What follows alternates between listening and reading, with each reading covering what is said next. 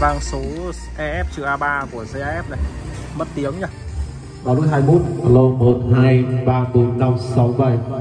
Một số con thì báo lỗi 09, mất nguồn này, lổ sôi. Hoặc là báo những cái lỗi như là lỗi 01, 02, 03, 04 hoặc là lỗi 14. Đấy, mọi người cần hỗ trợ sửa các cái lỗi liên quan đến dòng vang này, vui lòng liên hệ trực tiếp số máy ở trên video gặp trực tiếp anh em kỹ thuật nhé.